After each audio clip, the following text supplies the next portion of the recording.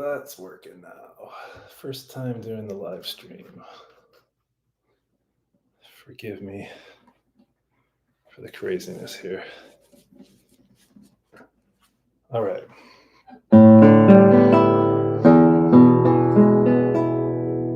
Okay, so this is the first live stream, and this is going to be an improvisation series, which I thought would be best to do live. So if you have questions, let me know, and I'll be trying to look at the chat and trying to make sense here. I want to talk about how to make jazz lines, and one of the things I want to do is look at this tune, Alone Together. You might want to take a screenshot of that A section there. There we go. So there are many ways to think about jazz line, and I'm going to show you one way that you can practice that will give you a really thorough coverage of all of the scales and modes and positions, and we'll go nice and slow. And I think you'll pick up some concepts, but also some practical lines that you can use. So I'm just going to start right away in fifth position, and let's just play a D minor triad. Now the first chord in this tune is D minor. Now a lot of people play D minor 6, something like this. So a D minor triad with a B in it. Other people might prefer to play like a D minor major 7, but I think most players would agree that D melodic minor, the scale D melodic minor, is a nice choice for this first measure. So what is that scale? It's the ascending part of melodic minor. We have 1, 2, flat 3, 4, 5, 6, 7, 1.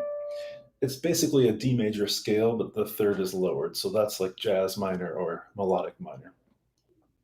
Now, knowing the triad here and knowing the scale,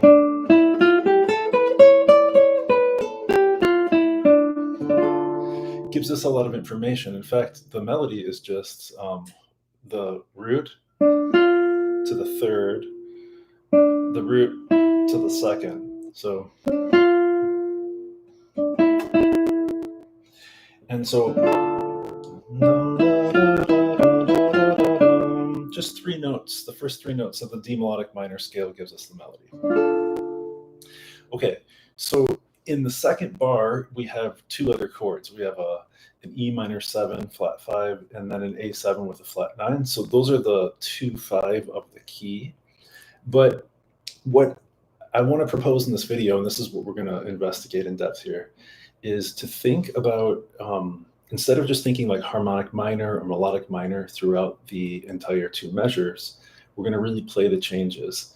And the way that we're going to attempt to do this today is by using basically modes of melodic minor. So when we play the D minor chord, we're playing D melodic minor, as I showed you. When it goes to the 2 chord, the minor 7 flat 5, what we're actually going to do is we're going to play G melodic minor. Now, if you're starting on E,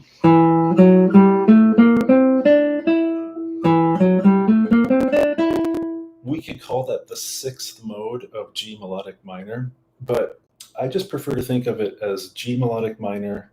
So we're starting on the 3rd of the E minor 7 flat 5 chord. Let's do it up here actually. So here's the chord, G, D, E, B flat. And let's play G melodic minor real quick.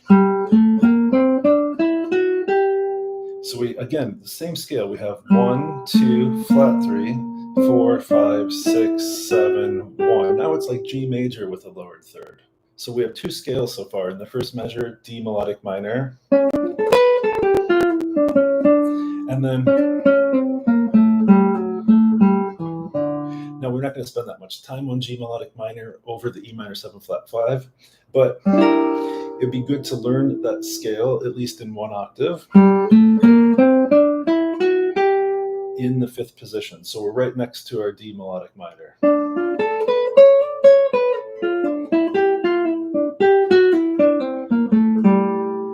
So, like I said, if we're really playing like eighth note lines, we don't have that much time on the E minor 7 flat 5. So what we need is kind of a line that would go like 8 notes on D melodic minor, 8 eighth notes for the first bar, then 4 eighth notes on the first half of the second bar. So we're switching then into the G melodic minor. It's a mouthful, but you see, if we start on a specific scale degree and we follow up the scale a certain amount of notes, and then we come down the next scale, there's no mystery. I mean, the line has to be a certain way. There is a correct answer in this way of practicing. So we start on D, and 2, and 3, and 4, and then we switch to G melodic minor over the E minor 7 flat 5. So we come down, and we just have 4 notes. So here's our line.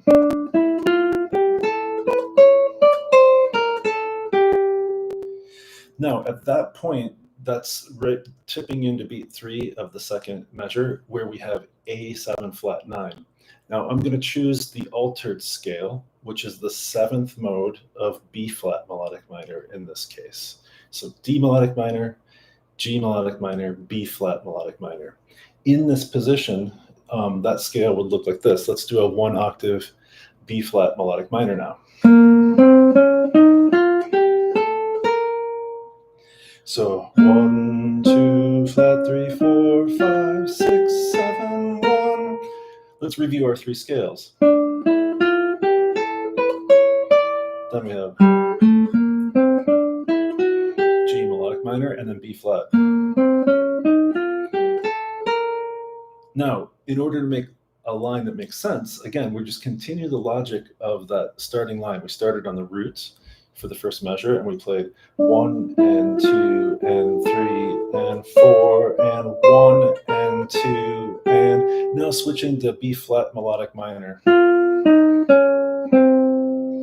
Now, I'm going to go one more note, which is going to be this note. Why?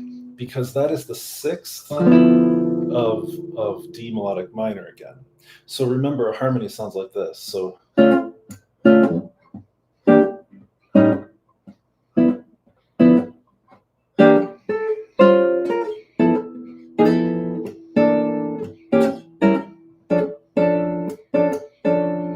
I'm just playing 2, 5, 1 in D minor over and over. But when I play lines, here's my thinking. I'll kind of rhythmicize my thinking for you. So check it out. Here we go. D melodic minor, G melodic minor. Whoops, I went a little too far. So just 2 beats, right? So B flat melodic minor, D melodic minor. Let's put basses under there so you can hear the quality of the line. So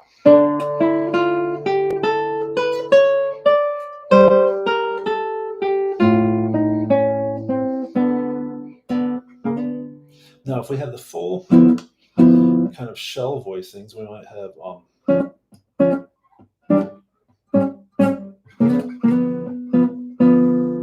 so these live improvisation lessons are going to be a little bit of a lot of information presented in a not random way, but stream of consciousness way.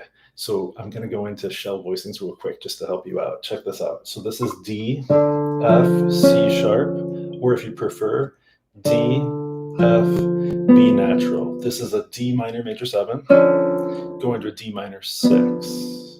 Then I play an E minor 7 flat 5, but there's no 5 in this chord, so it's just 1 flat 3 flat 7.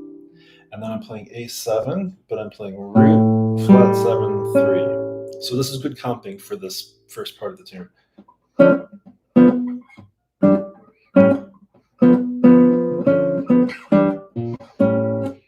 Now, if you imagine, or if you have a loop pedal and you can lay that down, have that be the foundation, then these melodic minor lines I'm showing you are going to make a lot of sense.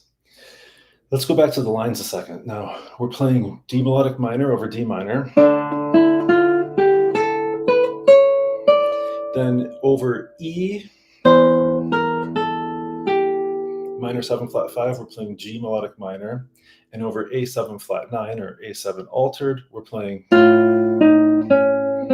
flat melodic minor, and then we're ending on the 6th. Now, there's really no other way that line could be if we're following this logic. The choice I'm making, though, one choice I'm making, you might make a different choice, is where to change direction. I change direction when I get to the top of the scale, 1 and 2 and 3 and 4 and 1 and 2 and 3 and 4 and 1, right? But you might decide to start on a descending line.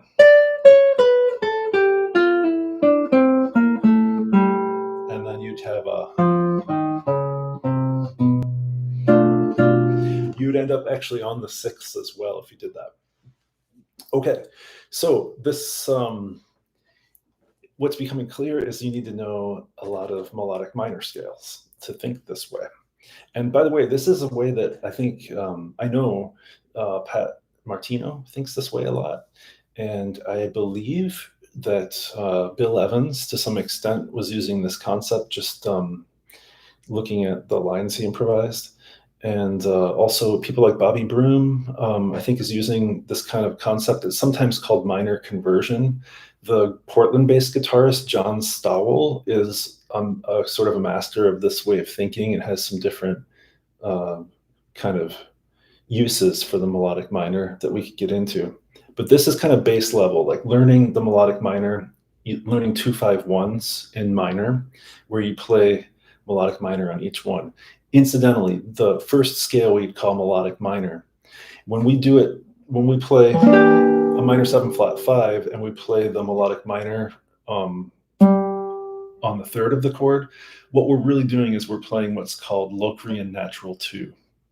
So the older players, older generation players, when I say generation, maybe 2 generations ago, players of the earlier jazz styles, even early bebop, a lot of players would play Locrian on the minor 7 flat 5 chord. In other words, when they saw E minor 7 flat 5, they're really playing the palette of F major, right? They're playing the 7th mode of F major, which would sound like this.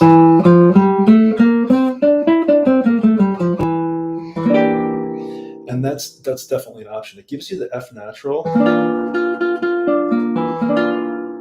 you know, B flat major over E kind of sound. But as jazz harmony progressed and you get into like, well, I know Bill Evans, I think of him as sort of like the crystallization of like modern jazz sound, you know, that way of approaching harmony has become maybe the most prominent kind of dialect, if you like. Evans and a lot of players influenced by Evans will play a natural 2. And I think you do see that maybe in some Charlie Parker even, but so where does that natural 2 come from? Because we're playing F sharp now over E. Well, it doesn't come from F major. What it comes from is G melodic minor. So whatever you call it, however you think, you can think of it as a separate thing, like Locrian natural 2, a mode of the 6th mode of melodic minor. Or you could just think of it, you know, you see E minor 7 flat 5 and you play melodic minor on the flat 3rd of that chord. I tend to think that way. Then when we go to the A7 flat 9 or altered kind of sound, this sound comes from B flat melodic minor and is sometimes called the altered scale or super Locrian. And I think there's even another word for it, like the Pomeroy scale. There's probably a name for it even in Indian classical music that I'm not aware of. But I think when I see a dominant chord and I want an altered sound, I just think melodic minor up a half step. So A flat, flat 9, what's the flat 9? It's B flat. That's the melodic minor scale I use, okay? Now, let's expand this concept just a little bit. Remember I said that the architecture of the lines is sort of predefined by the starting note, right? So if we started on the root,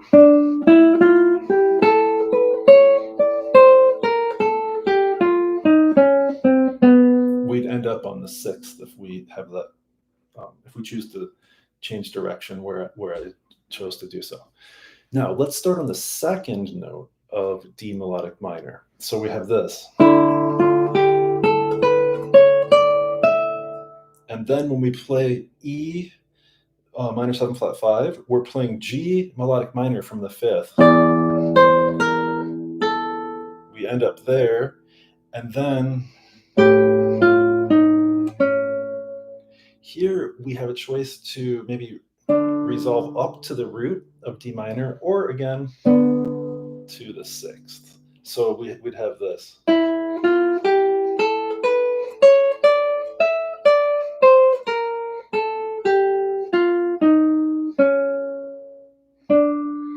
I kind of like resolving by a half step when I can, even though it's going to the root, which is not a real strong resolution or like a really harmonically resonant tone, because the bass player is likely playing the root on the downbeat. If we do that, we're not canceled out necessarily, but there are other resolutions that right on the downbeat that are going to sound more rich than the octave.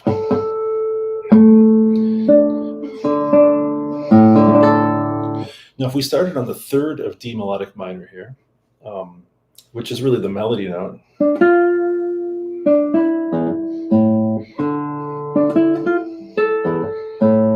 so the melody note, boom, boom, we start from there. Check this out. And 2, and 3, and 4, and F natural is going to lead to the E natural, and that's going to go to the root. And then I might resolve up to the 2nd of D melodic minor. Now what you're noticing as I play the guitar, I'm needing to shift, right? So what we need to do is we need to learn these melodic minor scales in a lot of different positions in order to be able to do this sort of thing. There are many different ways to think about this. One way that kind of got on my radar early from looking at the Mick Goodrick book called The Advancing Guitarist, I think it's called, is to play these scales on single strings. So just think of I think he calls it the unitar, the one string guitar. So if we were to play D, I'm going to start in 5th position. D melodic minor looks like this on the 1st string.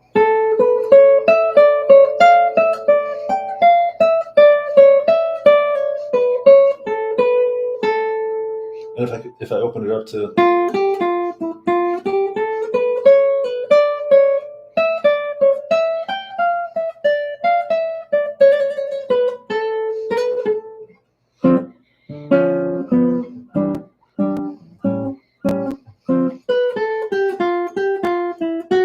now why do I play the F sharp?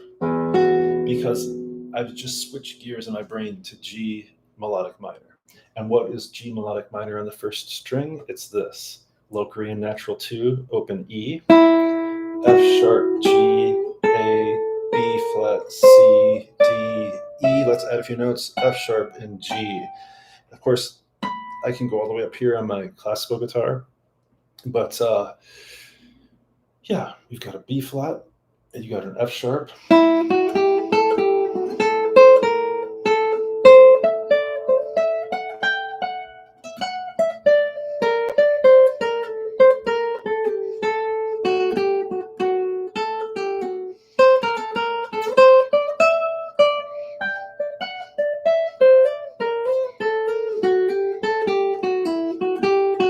Now, if you're just starting improvisation, you're going to want to spend a lot of time just maybe with those 2 scales, or maybe just with one of them.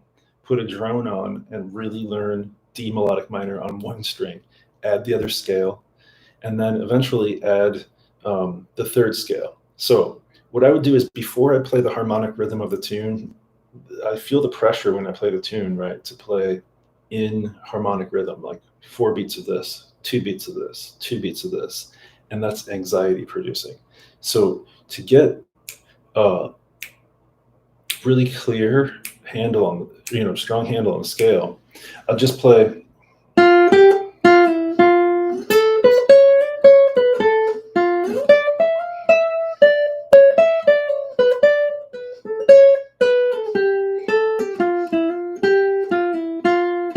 Just play one scale for a while until you feel like you have that picture and the sound in your ear. Then go to the next scale, G melodic minor.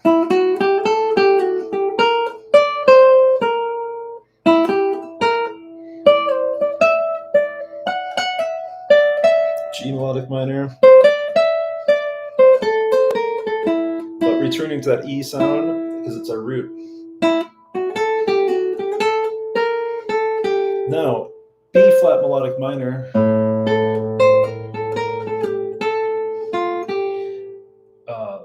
B flat melodic minor over an A bass, right? So A altered. Now, this tune, one of the great things about this tune actually is that a lot of the root notes are open strings on the guitar. So if we added a drone for the D, then we go to the G melodic minor over the E bass. And then B flat melodic minor over the A bass.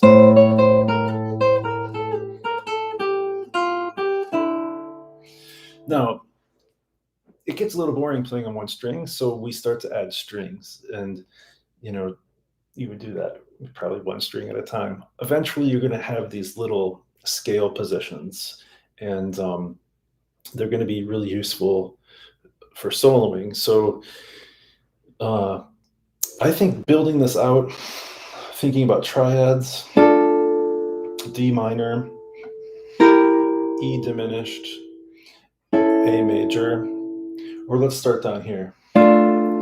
This is D minor, D minor major 7, or with an open B, D minor 6. Then you have E diminished, or just G minor even. Then A major with B flat, or G, A major, B flat, or G.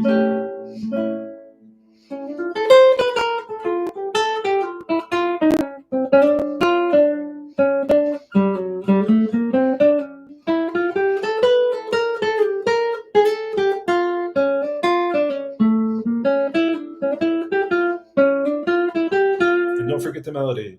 Boom, boom. Da, da, da. Now, I promised that we would kind of focus on scales and modes, but you see, it is chaotic teaching in a sense, but in another way, it's the real crux of the thing. These are all the same, whether we play double stops,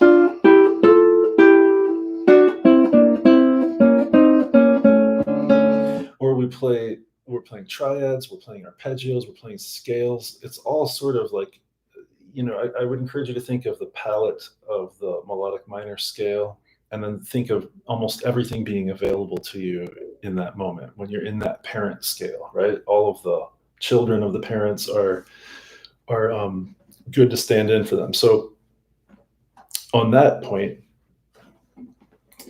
we've talked a little bit about the shell voicings, but a great thing to do to learn to improvise over a tune like this, again, just focusing on this minor 2-5-1 and D minor, is to learn the chord inversions. And so what I'm going to do is start down here, play D minor 6, D, A, B, F, and then I'll invert that up the neck like this. F, B, D, A, D, F, B, and then B, F, A, D, and then we're back home up here. So the D minor 6. So we have that harmony. Then E minor 7 flat 5. Here it is in root position. E, B flat, D, G. Do you see G minor? That's why it's easy to think G melodic minor. Then this one, G, D, E, B flat, first inversion. It's like G minor 6 though. It's like this for D minor 6, right? Here's our capo. That's like a caged thing, caged concept.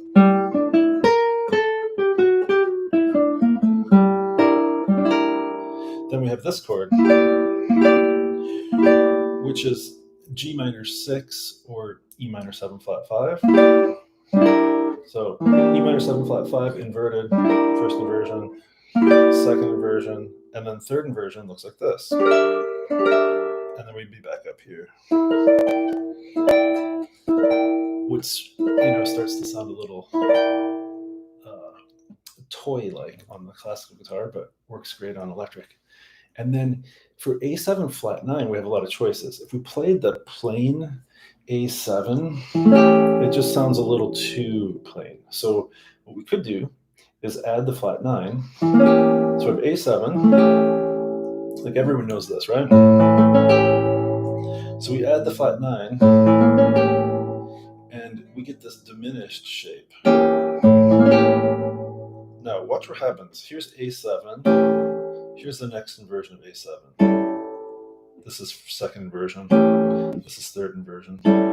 When we add the flat 9 into this chord, it's the same diminished shape, right? So we have, and then this is A7 up here. We add the flat 9, and now we have the B flat here. The thing about this though is this is not really going to match with our choice of altered scale. And the reason is that although we have the flat 9, which is part of the altered scale, one of the alterations in the altered scale, this E natural is the perfect fifth of the harmony. And when we play this B flat melodic minor,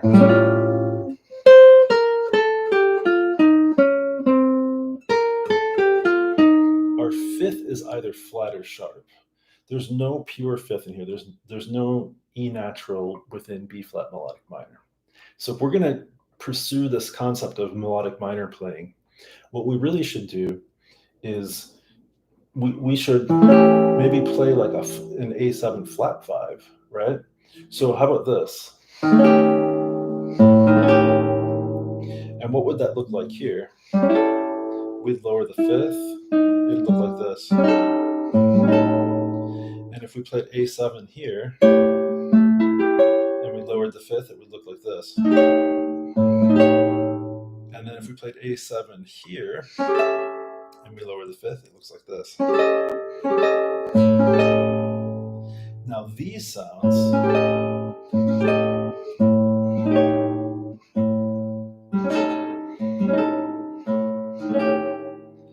are somewhat symmetrical, by the way, if you look at those. These sounds are from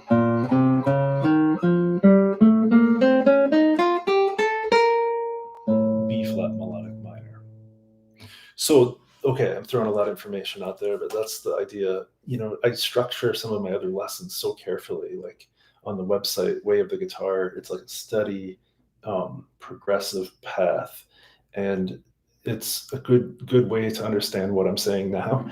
But at a certain point, I think you need to just cycle through the information more quickly and get a lot of different perspectives on the changes, because when you're really applying this in a real world setting, you're not exclusively playing lines or exclusively playing chords. You're probably, ideally, you're really fluid in the textural approach you're taking, more like a piano player would be.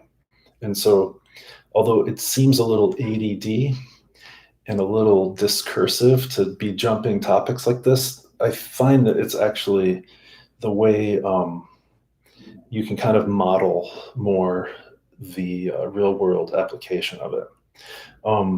So I would say, in summary, the thing to learn here is the 3 melodic minor scales in 1 or 2 positions, maybe a connected position, 1 octave scale. That would be a good first thing. If you don't know that, like D melodic minor, G melodic minor, B flat melodic minor, and you might play the bass notes under those so that you'd have kind of a context for your ear. And I ended up on the 6th, right? The 6th of D minor.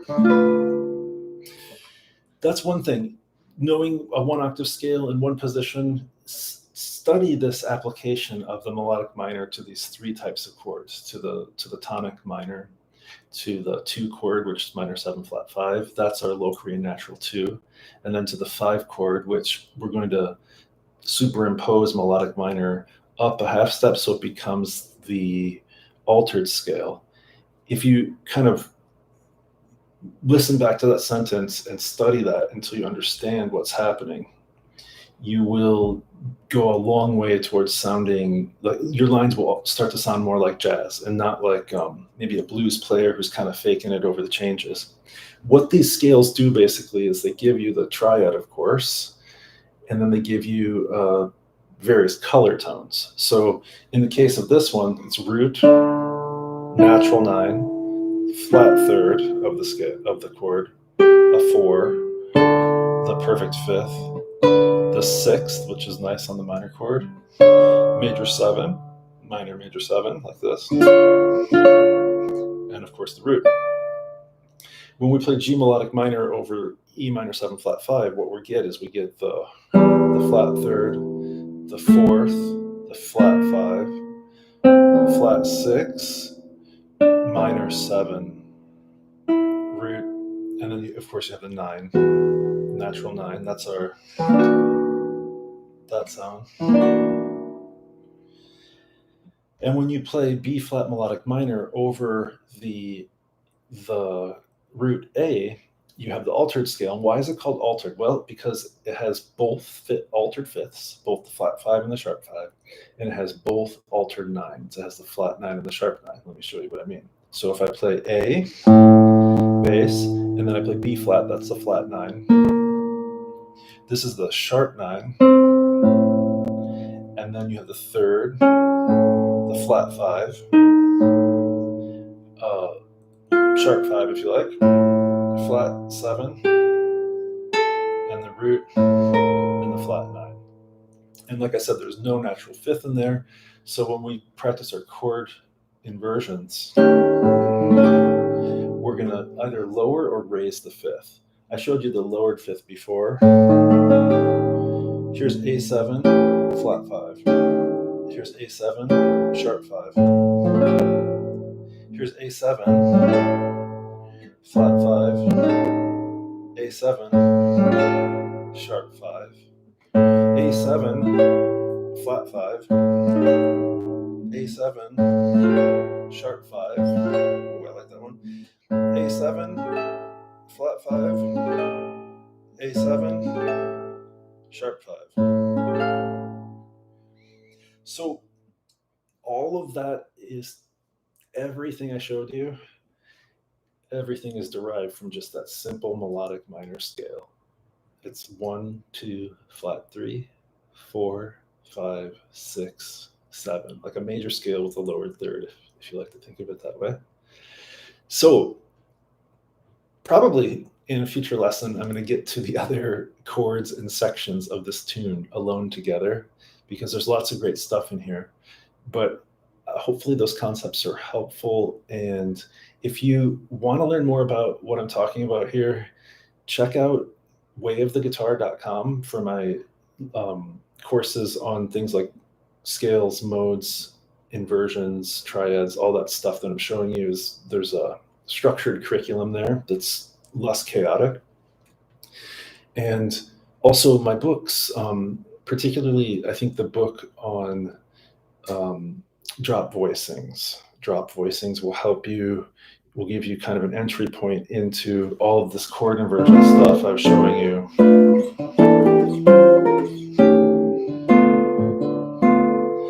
So maybe that's it for the first live stream. Hope you enjoyed it. Goodbye. See ya.